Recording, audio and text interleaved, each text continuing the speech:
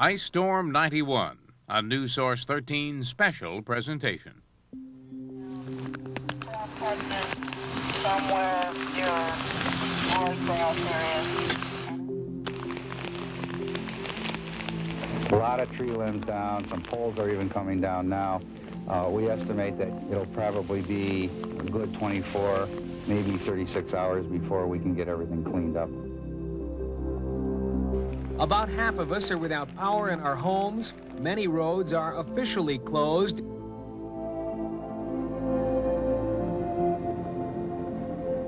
This emergency is not over.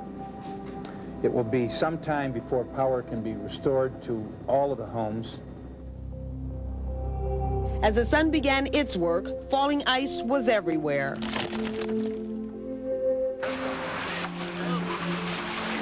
The ice is loosening its grip. It fell from the downtown hotel project this morning. In just the greenery around Rochester, I think a third of it will be gone.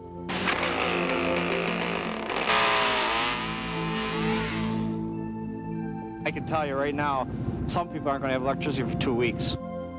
You will have everything Albany can give you. It started out being fun, then it was different. All that's gone. It's a challenge. Now we're down to reality. Let's get it all back. Good evening. 1 week ago, March 4th, a day that will go down in our community's history. A quiet rain mixed with freezing temperatures turned into a violent act of Mother Nature. An act of Mother Nature we will not soon forget.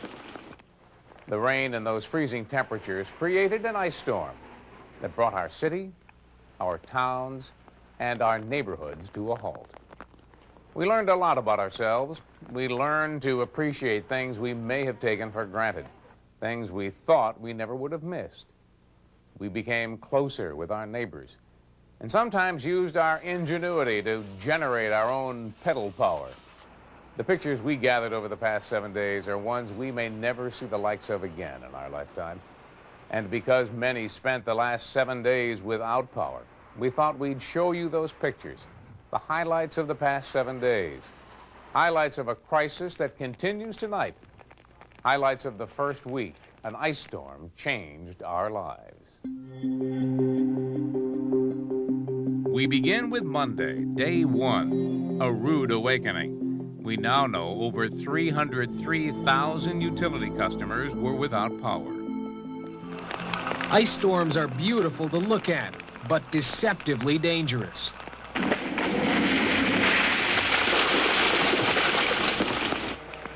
About half of us are without power in our homes. Many roads are officially closed, and many that aren't are blocked by downed trees or wires or both. Without power, stoplights don't work, making intersections dangerous. My folks had pictures of when I was this big of an ice storm like this, but I guess my first impression is I'm a little scared because of our big tree behind the house. We're just afraid that that's going to go on the house. Overnight, the city took on an eerie look. Not just what you saw, but the sound of the ice and the cracking limbs. The early risers were the trailblazers. Drivers on the road before sunrise were the first to weave their way around the downed trees and under wires. The first up and at 'em were the first to see the devastation. Oh, it looks pretty bad. It looks pretty bad. It looks like a hurricane almost. It looks almost like a hurricane. I come from California, and boy, you got a mess out there. Trees, wires, limbs all over the place, trees falling here, trees falling. Man, I'm getting out of here. Police were out marking the way. Power crews were beginning a job that will last for days. And city firefighters were trying to remember the last time an ice storm did all this. One guy said 1959 was bad. With daylight, the damage done was plain to see. Cars imprisoned by downed trees. Some cars were crushed. Yards are a mess. Curiosity seekers are out, but be warned of the hazards. Downed wires are hard to see, and branches are still falling under the weight of the ice. Even in the city, pedestrians face hazards. Watch the ice falling from Lincoln Tower this morning.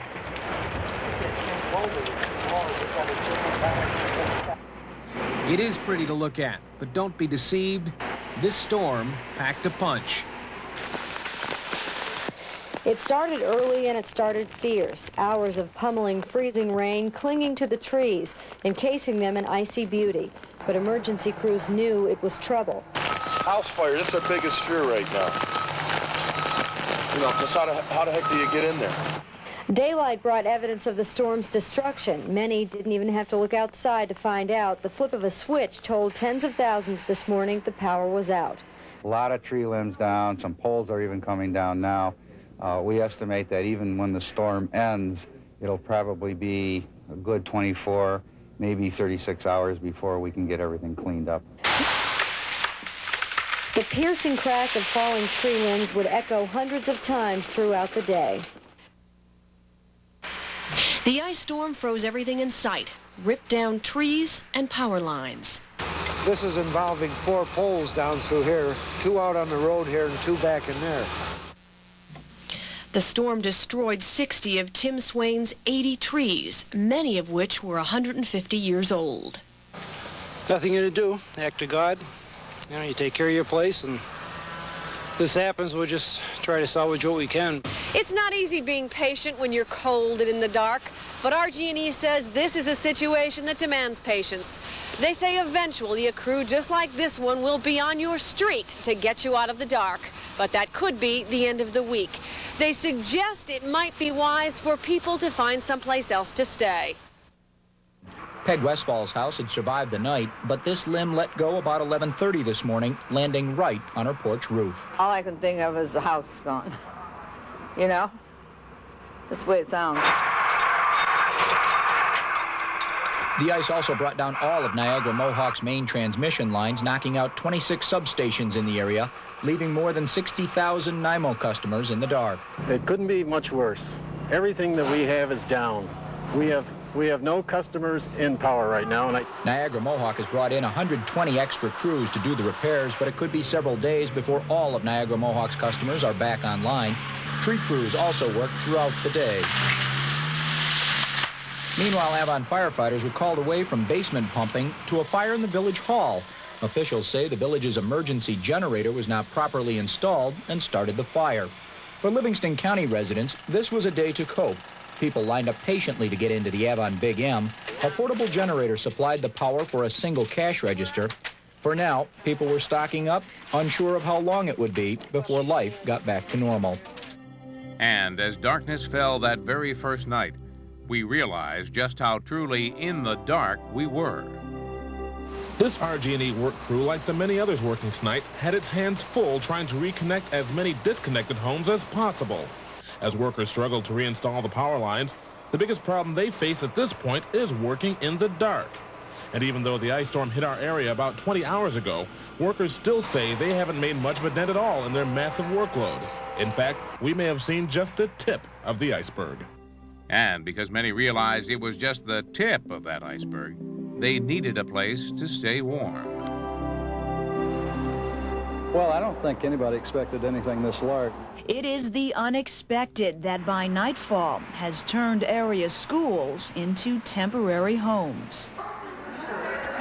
Maureen Lee found all the comforts of home for herself and her 2 children after first trying to make a go of it on her own. I tried to get the candles and everything, but we had no heat, and we got like an electrical stove, so we couldn't do anything. Rose Del Vecchio tells a similar story. It was freezing. It was just freezing. I was under blankets. I had 4 blankets over me. You know, it was just awful. I couldn't bear it. At another shelter set up at Monroe Community College, those who've been hardest hit are finding what any other night they would have taken for granted: a hot meal and a warm place to sleep. Well, I got home from work and it was really cold, and I just looked at the wife and says, that's it, pack everything up, we're going to MCC. I found out that the Red Cross has got a place for us to stay. Keeping up with the supplies, especially the cots and blankets, has been a non-stop job for the Red Cross. These cots here are coming from Syracuse, Elmira, and as far away as Erie, Pennsylvania, and still they are not enough. We normally, in a disaster operation, you would set up 1, 2, 3 shelters, and we'd have more than enough cots. But we do have our neighbors to the east and to the west, and also our national organization, and that's where the 2,000 cots are coming from tomorrow. Ham radio operators at each shelter provide the critical link for getting the supplies to those in need. We received 15 cots. We need 18 more cots. We have a total of 33 people here right now. And the system is working well for the hundreds who otherwise would have no other place to turn.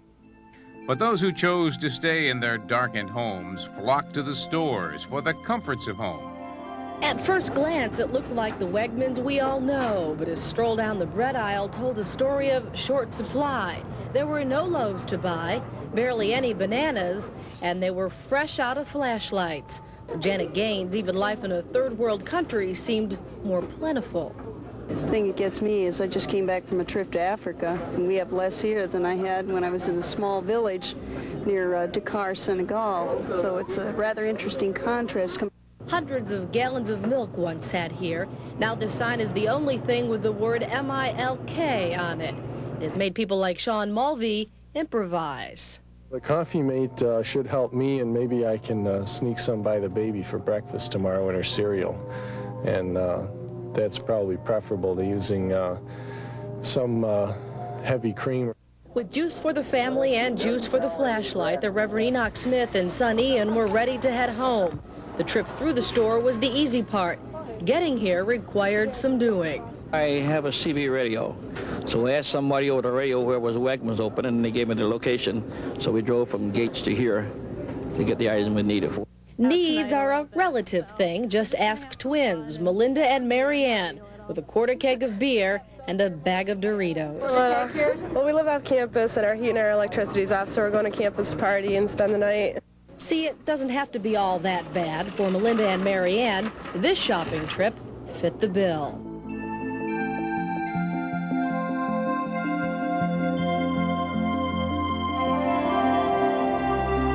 And I would open the door, I said, oh my God, I don't believe this. It's sad because it's, you know, it was a nice tree. What's going on in this neighborhood? Well, we just all kind of help each other the best we can.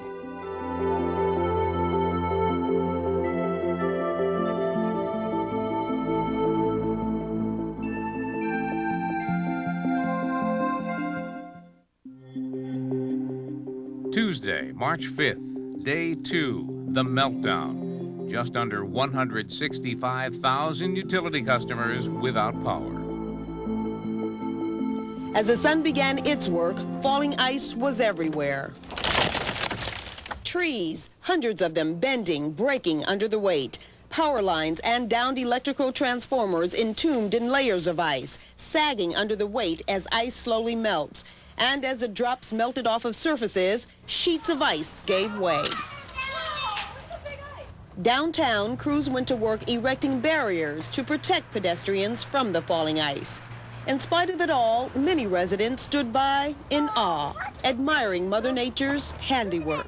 And our city is really being changed with all the landscaping that's going on right now. On the ground, the damage was frightening. Entire neighborhoods transformed into desolate ruin by fallen trees.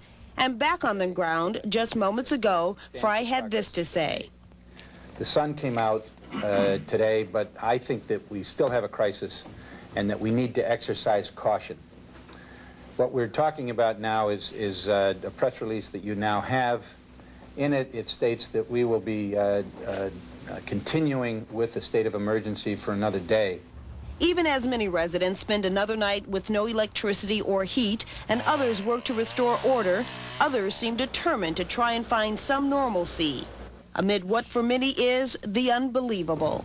A bird's eye view of the ice. This is what the county executive saw as he took a helicopter ride this morning, surveying the damage. With so many people still without power, the county and the city will extend the state of emergency.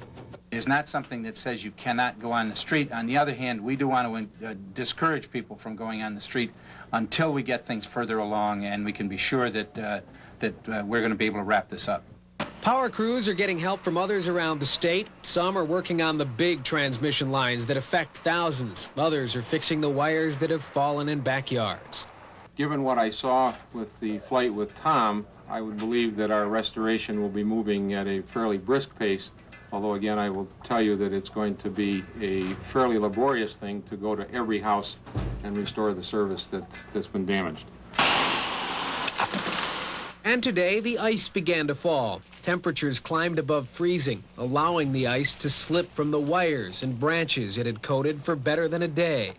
The pieces of ice falling from these trees right here are relatively light, but you really have to watch where you walk today, or you are likely to get hit in the head with a pretty good-sized chunk of ice. There was no getting out of the way of this falling object. Sam McEwen's remodeling project was almost done when the ice uprooted this tree the other night and made some more work for the carpenters.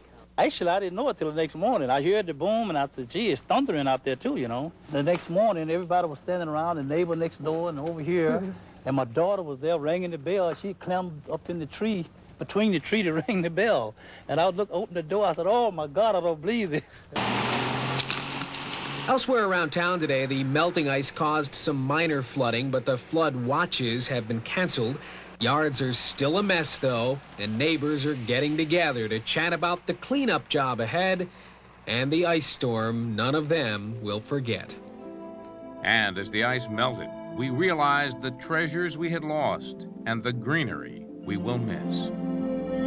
Perhaps the most striking reminder of the storm is the loss of limbs. Trees that have taken tens of years to grow were scarred or destroyed in a few violent hours. Their branches lost the battle to literally tons of clinging ice and gravity. Tree experts surveying the aftermath say the storm has permanently changed the way our area looks. I would say in just the greenery around Rochester, I think a third of it will be gone. To many residents, it's like losing part of their home. It's sad because it's, you know, it was a nice tree. I remember when we moved in that it was not taller than the garage, so to watch it grow 2/3 the size it was when we came in is an interesting process, sad process to see it come down. One thing that's kept residents in this city neighborhood is its tree-lined streets. But now that the storm has passed, those streets are tree-littered.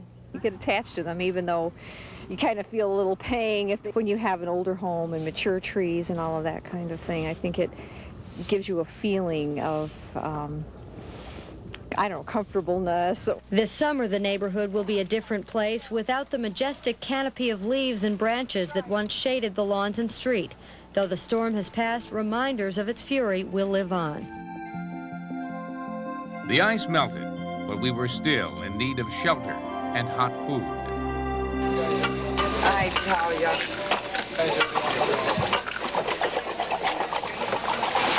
I'm just gonna put them on there. This hot breakfast is a welcome sight for those who stayed the night, though obviously it isn't quite the taste of home. Oh, I got a good couple pancakes wherever they are. We don't have pancakes. This is all we have today. The smell of hot food rouses some of the visitors from their makeshift beds. Just over 200 people are staying here because they don't have any power or heat. I'm here with my wife and my 5 kids. With no power and no utilities for the next few days, we don't have much of a choice but to remain. This young mother is also stranded with her 3-month-old baby. She's grateful to have a warm place to stay, but still, it's tough. I had a very long night. He was up most of the time. He's not home in his crib, so he's crying a lot. Sharita, what kind of night did you have here last night? A terrible night. How come? Because I had a dream that all these trees fell on my house and crushed all my new clothes for my birthday, and I never got to wear them before. But even kids are learning how to make do, and everywhere you look there are touches of home. This woman passes the time by playing solitaire. These folks are keeping busy by watching themselves on TV. Set up at Monroe Community College, those who've been... Some of these visitors may be leaving today if their power is back, but the Red Cross is expected to keep its shelters running at least one more day. We'll be open all day long, taking care of those folks that still need to come in. A comforting thought in these trying times. Amidst the trying times, we found beauty not only in the ice, but within ourselves and within our neighbors. This entire neighborhood has been kept in the dark. The storm that ripped through the area knocked power out and has yet to be restored. The McIntyres are getting by the best way they can. We've been burning our candles, heating with a kerosene heater, doing coffee in a saucepan. But in the Strawberry Hill neighborhood, some of the residents are beginning to see the light, thanks to their neighbors. You see, half of the street has electricity. The other half is still without it. So the side with lights runs an electric cord from their homes to the neighbors across the street who don't have power. At least we have the freezer and we have the sump pump running, and we're not losing the food, and the basement isn't flooding, and the people across the street, the Perez's, have just been fantastic.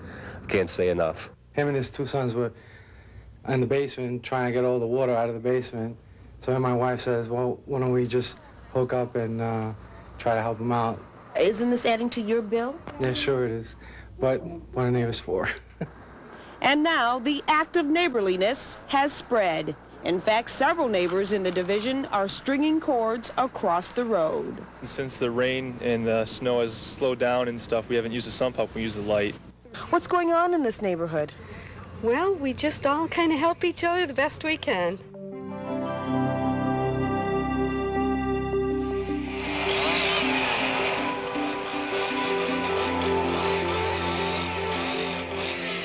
We had to drive around for a good 10 minutes to find someplace to get a cup of coffee.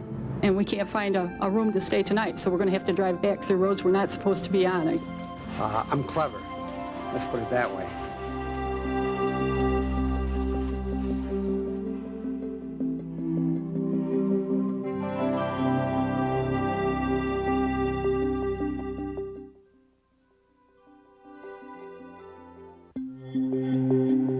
Wednesday, March 6th, Day 3, an all-out push for power, with 132,000 utility customers still in the dark.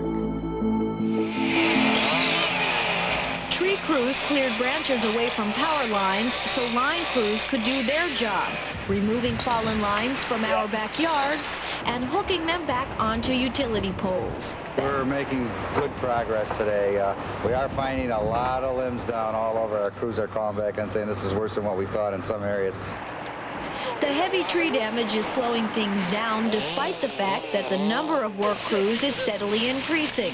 Many of these workers are imports from around the state and up and down the East Coast. Meantime, some neighborhoods are going on their third day without power. In Penfield, Tom and Seal Brook are somehow getting by. Tom reads his paper bundled up. Seal cleans out her now defrosted refrigerator. We're coping. We're not enjoying it too much, but we realize the extent of the damage and just have to be patient, I guess, and put up with it till we get some power. Many crews were working tremendously hard to get that power back on, but we found one state crew from out of town working a little less than diligently. This state transportation department crew was on the job today, but at times it was hard to tell how much was being accomplished. The crew working along Lake Avenue had 3 dump trucks, but only one was being used to carry away brush. The other 2 didn't do much. The green city truck simply sat with its lights blinking. It still had the salt spreader in the back and couldn't be used for much. The state crew used its other truck to hold its tools and saws. The crew filled its one dump truck 3 times in the hour we watched. Each time, 5 men climbed into the truck to take the brush to the dump site. But in the meantime, the other 5 simply stood around, some smoking, while the truck was gone.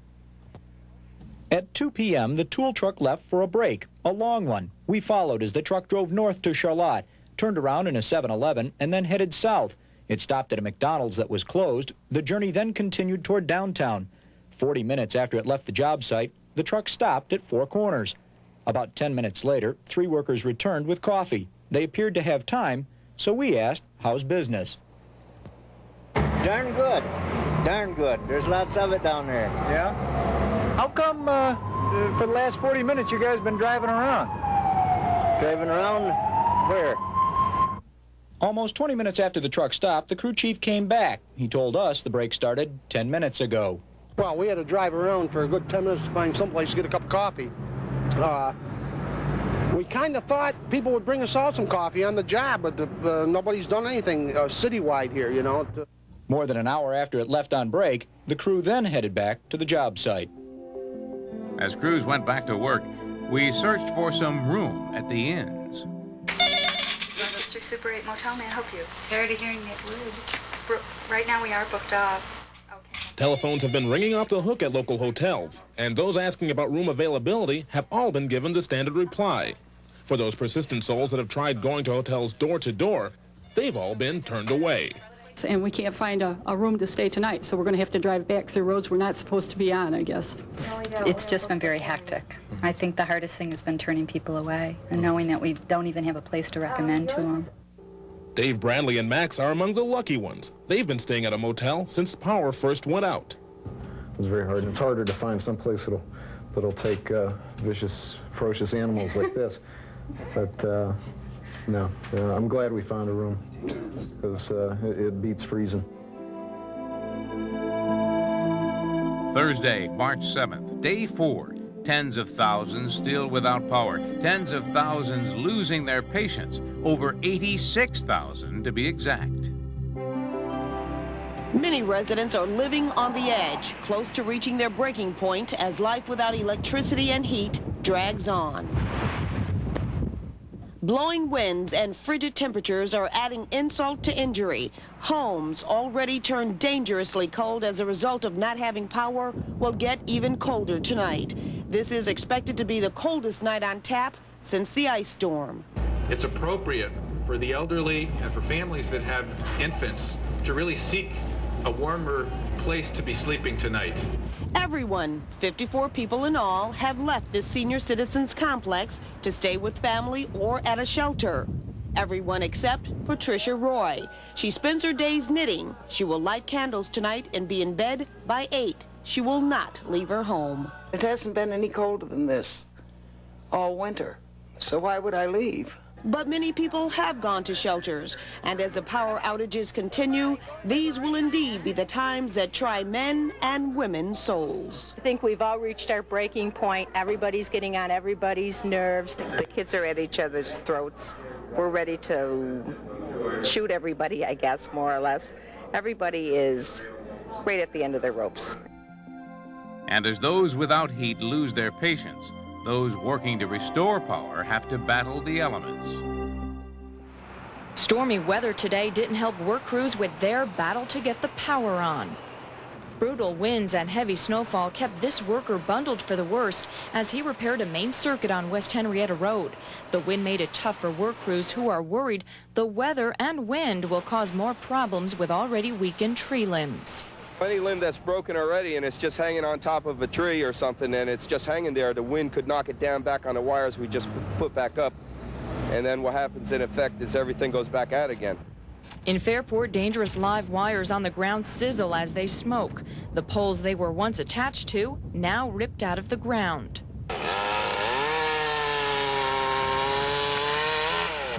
And one worker who continues to free tree limbs off live wires has some bad news to share. I'll be honest with you, it's bad. And I can tell you right now, some people aren't going to have electricity for 2 weeks. Until all is restored to normal, crews will continue to battle the weather that makes the cleanup process even more difficult. And as the storm aftermath became more difficult to live with, some of us used some quick thinking and ingenuity. Under the glow of a Coleman lantern, Bob Fess pedals for power. By pedaling his exercise bike, Bob fuels the electric fan that distributes gas heat throughout his house. It's an idea he picked up at a science fair. And I thought, someday I'm going to do it. And then I just put it on the back burner like you do some of them, and now the occasion really came up. The occasion was the ice storm that robbed his neighborhood of power. But the mindset for coming up with the invention was always there. I'm clever. Let's put it that way. I look at a can opener and I say, well, I can use that for something rather than a can opener. And I'm very good at stealing other people's ideas too, you know. Bob pedals for about 2 hours a day, but the exercise is no sweat for him. He is 61 years old and in fine shape. The important thing is staying warm. All I know is it enables me to stay in my home, and there's nothing like sleeping in your own bed. As we faced a third night in the dark and extra bitter cold, we found those who needed more help and families who found a new way of living. There are roughly a dozen emergency shelters set up around the area. Residents have fled cold, dark homes to be here, where they can get food and a warm place to sleep. The Red Cross is housing close to 2,000 people and is prepared to take in more. But what do you do if you are unable to get around, if you are sick, on medication, need medical help? You do what 85-year-old Ellen Williams has done. Ellen lives in Webster with her daughter. She suffers from crippling arthritis and has an inoperable tumor. Since Sunday, they have had no heat or electricity. The cold finally became too much. Medical Mobile Services picked her up and took her to Monroe Community Hospital's emergency medical shelter. Why did you stay in the house so long? I guess I was stubborn. We didn't really hear about a place like this till today. When she would have to have the blanket up and that, you know, to change her clothes and that, it was quite cold for her. There are 72 beds set up at the shelter. Many of the residents are elderly, but not all. Some are younger, but are confined to wheelchairs. Others are taking medication and must be monitored. They are those who cannot care for themselves, who need the help of others, heat and lights to stay healthy. Because of electricity, no electricity, people, there's always a danger of falls, injuries, accidents at home, and those type of things. This is really something very nice. A lot different than I thought it would be. Being in their Winnebago is the only way they can stay warm. Their house, like many others, doesn't have any heat. It started out being fun, then it was different. All that's gone. It was a challenge. Now we're down to reality. Let's get it all back. But until that happens, the Camerons are enjoying some of the comforts of home. How come? They watch their battery-operated television, get snacks out of the camper's refrigerator, and relax in relative warmth. It's something new to me. I'm not used to it, but it's been better than living in the house. Staying with the Camerons is this German exchange student who, believe it or not, is finding humor in the whole situation. I mean, it's funny to see the American people without their comfort, without their TV and everything. Meantime, a drive through the neighborhood shows an eerily darkened street where behind closed doors, people are trying to stay warm on this bitter cold night. In one of the houses, a family huddles in one room around a tiny space heater fueled by their generator. How about keeping warm? How you doing that? We haven't. The old-fashioned way. Hug a lot. A lot of clothes. This family is facing a grim situation with a sense of humor. As they say, things could be worse. At least they've got each other.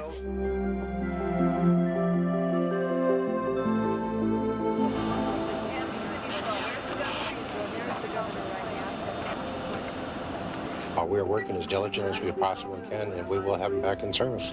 That's it. This is enough. We've had it. You know, give us something.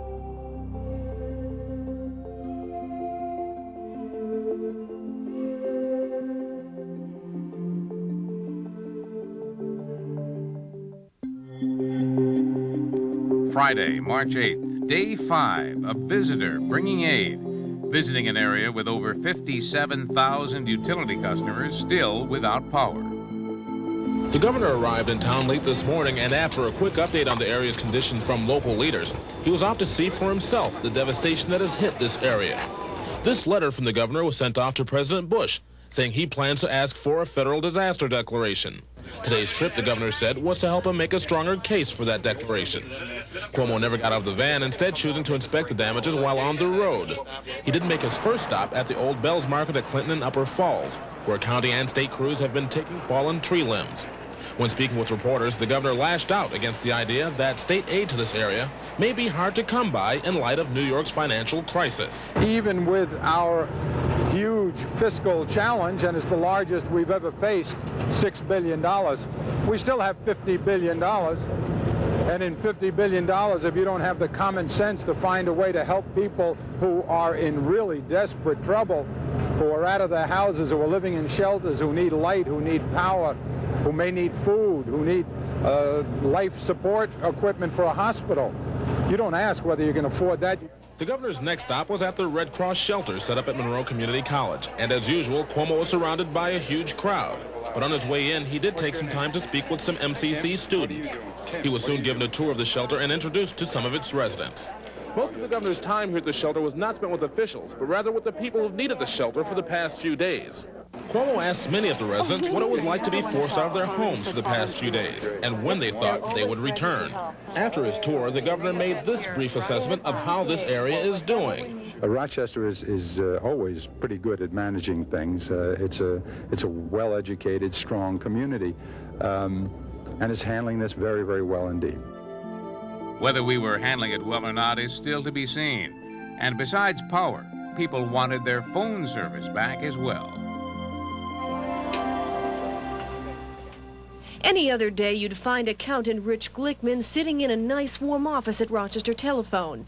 But today, we found him out in the cold, alongside a Rochester Telephone crew, doing what he can to help restore phone service.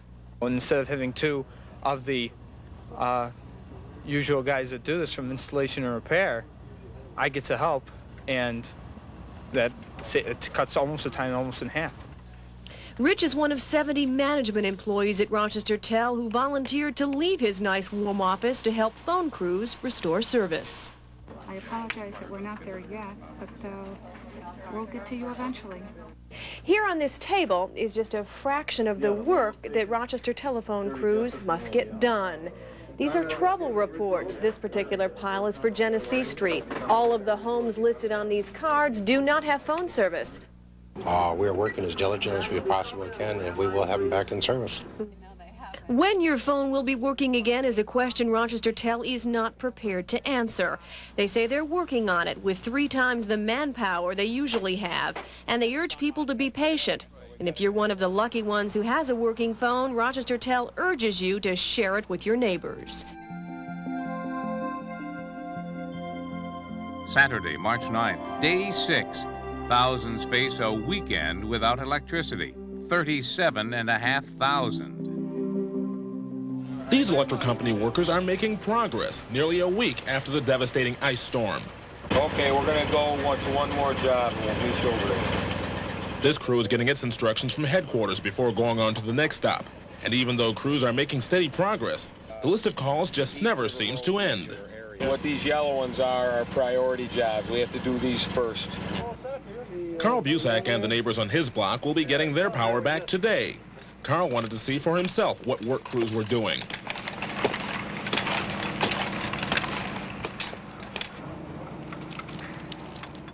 But in spite of the delay in getting to his house, he still thinks the workers are doing a good job. They're doing the best they can under the circumstances. What do you want? I mean,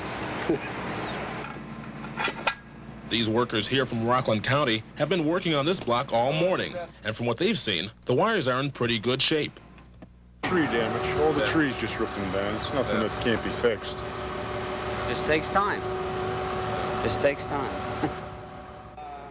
Now all that's left for this block is for workers to push in the fuse. And with a click and a small spark, power is restored to residents on Pinnacle Road. There's the VCR. All right. And that means people on this block, like the Floral family, can go back to life as it was before the storm. We can walk around without the candles. We don't have to keep the door shut and keep the kids from jumping around and knocking over the heater. We can clean out the refrigerator and start over. And starting over is what the electric company crews will be doing as they move on to the next block on their seemingly unending list. And as the unending power outage stretched into day 6, concerns over the elderly in the cold grew stronger. It was a working Saturday for a couple dozen city property inspectors. But today, instead of inspecting property, they were checking in on some of the people who might need the most help in an emergency like this, the city's elderly. Claire Illingworth and Donna Marion visited upwards of 60 households today. They found many residents were staying somewhere else, others who were fine, and others who needed help. Do you need any assistance? No, all I need is bread and milk, that's all. I almost froze. No power, huh? Yeah. Well, see, the branch came directly down on the... I was calling RG&E at the time. You get to a house when the people are so appreciative that you're there, and you feel, you know, that they're really coping very well. The city hopes to reach 3,000 lower-income senior citizens by the end of tomorrow. Sunday, March 10th, day 7. Now just under a week without power, a week full of frustration. There are still 29,500 utility customers doing without. That's it. This is enough. We've had it.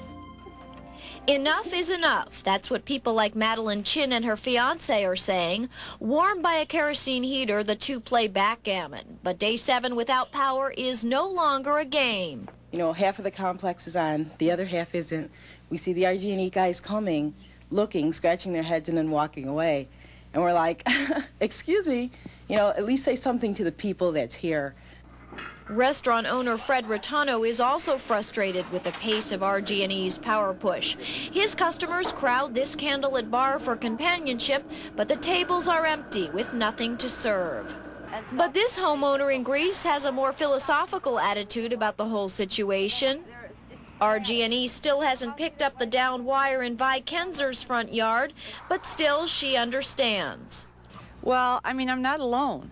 I mean, this isn't a situation that anybody wanted or that anybody could totally plan on. And I feel that the RG&E guys really are out there doing the best that they can.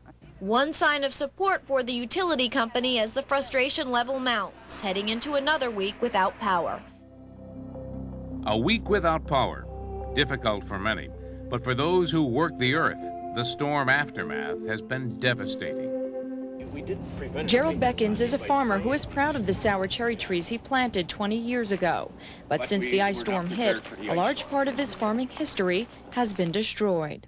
I came out of the house the first thing in the morning. I stood on my back porch, and I just could hear crash, crash, crash. Constantly, trees tumbling.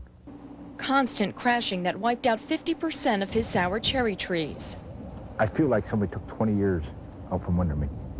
So it's kind of choking at times, because at my age, if I plant them to get them back here, I'm going to be an old man. At the Beckins farm, the past several years have been a tough market for cherries, and now tough decisions are being made as to whether the Beckins farm can continue. There's no insurance on this particular part. It's we can get crop insurance, but not tree insurance, and this is going to be 100% total loss to me. It is the older, more productive trees that were destroyed from the ice storm. And for Gerald Beckins, that is a loss of 5,000 trees and $200,000. Almost 1 week after the storm, the sun is shining through the split trees and fallen branches, giving an even clearer picture of the devastation.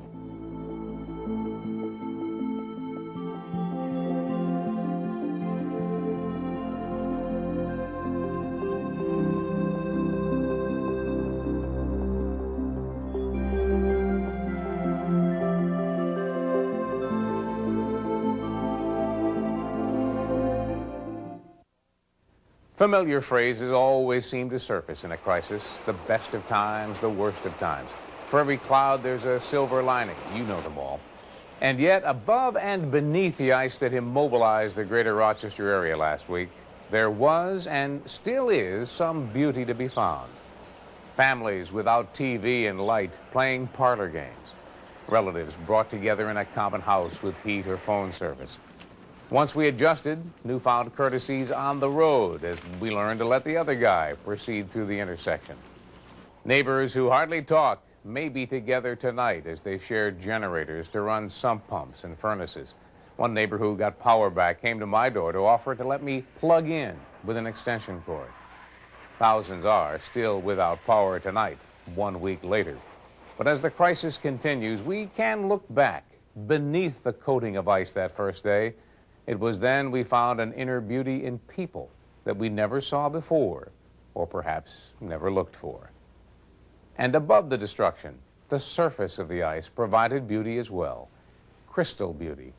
Beauty recalled by the words of poet Robert Frost. We share that beauty through the lenses of photographers Steve Hayes and Paul DePascal as we bid you a pleasant and hopefully warm good night. When I see birches bend to left and right across the lines of straighter, darker trees, I like to think some boy's been swinging them. But swinging doesn't bend them down to stay, as ice storms do. Often you must have seen them loaded with ice on a sunny winter morning after a rain. They click upon themselves as the breeze rises and turn many-colored as the stir cracks and crazes their enamel. Soon the sun's warmth makes them shed crystal shells, shattering and avalanching on the snow crust. Such heaps of broken glass to sweep away. You'd think the inner dome of heaven had fallen.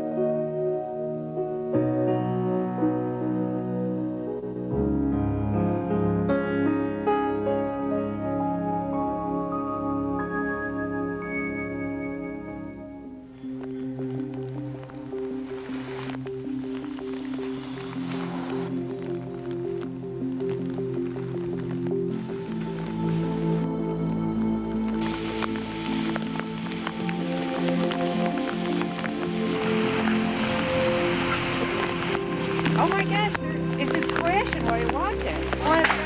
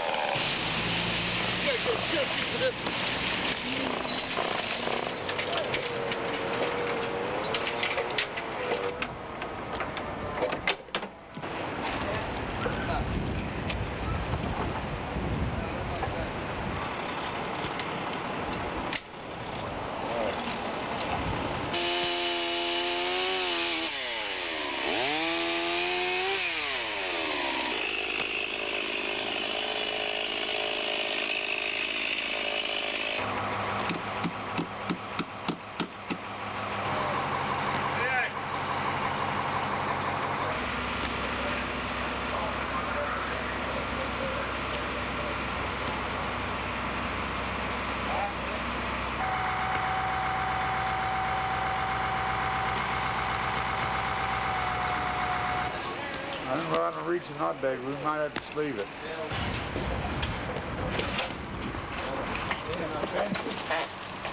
Hey, let's go! Where?